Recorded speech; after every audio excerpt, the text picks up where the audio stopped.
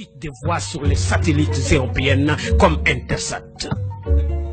Pour faire chuter les coûts des communications sur le continent, le guide libyen Kadhafi mit sur la table 300 millions de dollars. La Banque africaine de développement BAD 500 millions. La Banque ouest-africaine de développement 27 millions. Ainsi, depuis le 26 décembre 2007, le tout premier satellite de communication de l'histoire de notre continent est effectif. Et d'autres satellites étaient en vue pour concurrencer les meilleurs du monde à un coût 10 fois inférieur.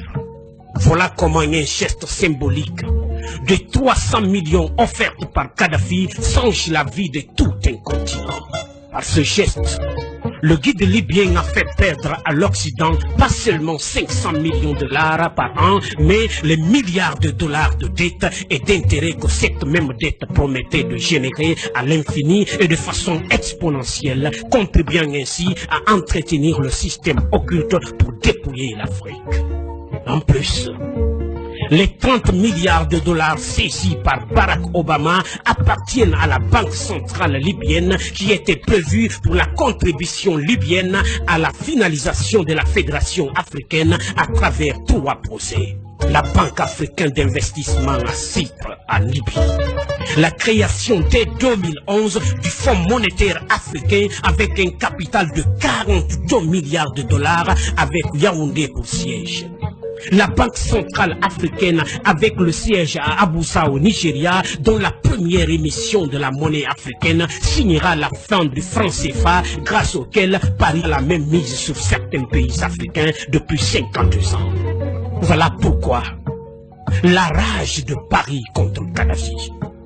Tous les pays qui ont bombardé la Libye, en tuant Kadhafi, sont tous financièrement en quasi-faillite. Les USA, les États-Unis d'Amérique, à eux seuls, ont 14 000 milliards de dollars en dette. La France, la Grande-Bretagne et l'Italie ont chacun environ 2 000 milliards de dettes publiques.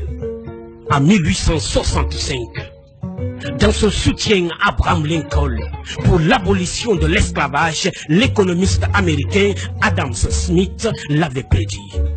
L'économie de tout pays qui pratique l'esclavage des Noirs est en train d'amorcer une descente vers l'enfer qui sera rude le jour où les autres nations vont se réveiller. Créer des fausses guerres en Afrique, dans l'espoir de trouver de l'oxygène pour continuer l'apnée économique qui ne fait que s'empirer, ne fera qu'enfoncer les Occidentaux dans leur déclin qui a pris son envol en 1884 lors de la fameuse conférence de Berlin. C'est pour déstabiliser et détruire l'UA, l'Union africaine, vers les États-Unis d'Afrique avec la main de maître de Kadhafi qui est mal vue par l'Occident que l'Union européenne a d'abord tenté sans y parvenir la carte de la création de l'URM, Union pour la Méditerranée. Il fallait à tout prix couper l'Afrique du Nord du reste de l'Afrique. Cela a échoué parce que Kadhafi a refusé d'y aller. Il a compris très vite le jeu à partir du moment où on parlait de la Méditerranée en associant quelques pays africains sans en informer l'Union africaine en y invitant tous les 27 pays de l'Union européenne. C'est ce qu'ils ont tenté de relancer, tout en misant sur la chute de Kadhafi.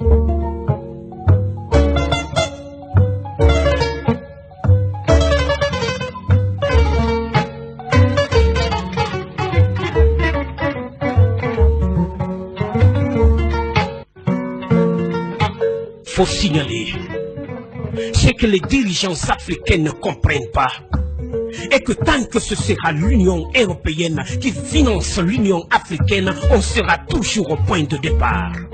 Car dans ces conditions, il n'y aura pas d'effective indépendance. C'est dans le même sens que l'Union européenne encourage et finance les regroupements régionaux en Afrique. C'est ce que Lincoln avait combattu dans la guerre de sécession aux États-Unis, parce qu'à partir du moment où un groupe de pays se regroupe autour d'une organisation politique régionale, cela ne peut que fragiliser l'organe central. C'est ce que l'Europe voulait, Et c'est ce que les dirigeants africains n'ont pas compris en créant coup sur coup la COMESA, l'UDEAC, la SADC et le Grand Maghreb qui n'a jamais fonctionné, encore une fois, grâce à Kadhafi qui l'avait très bien compris. Ceux qui prétendent qu'ils exportent la démocratie sont-ils des démocrates? Et si la Libye de Kadhafi était plus démocratique que les USA, la France, la Grande-Bretagne et tous ceux qui ont fait la guerre pour exporter la démocratie en Libye? Le 19 mars 2003, le président George Bush lance les bombes sur la tête des Irakiennes avec le prétexte d'y exporter la démocratie. Le 19 mars 2011, c'est-à-dire 8 ans plus tard, et jour pour jour, c'est le président français Sarkozy qui lance ses bombes sur la tête des Libyens avec le même prétexte de leur offrir la démocratie. Monsieur Obama, prix Nobel de la paix 2009 et président des États-Unis d'Amérique pour justifier qu'il procède à un déferlement de missiles, crise de ses sous-marins sur la tête des Libyens, a dit que c'était pour chasser le dictateur Kadhafi du pouvoir et y instaurer la démocratie. La question que tout être humain doté de la moindre capacité intellectuelle du genre et d'appréciation ne peut s'empêcher de se poser est: ces pays comme la France, l'Angleterre, les États-Unis, l'Italie, la Norvège, le Danemark, la Pologne, dont la légitimité pour aller bombarder les Libyens était sur le seul fait de s'être autoproclamés pays démocratiques, sont-ils réellement démocratiques? Si oui, sont-ils plus démocratiques que la Libye de Kadhafi? La réponse sans équivoque est non. Pour la simple et bonne raison que la démocratie n'existe pas. Et ce n'est pas moi qui l'affirme, mais celui-là même dont la ville natale Genève abrite l'essentiel du commandement des Nations Unies. Il s'agit bien entendu de Jean-Jacques Rousseau, né à Genève en 1712, qui affirme dans le chapitre 4 du livre 3 de son très célèbre ouvrage du contrat social qu'il n'a jamais existé de véritable démocratie et il n'en existera jamais.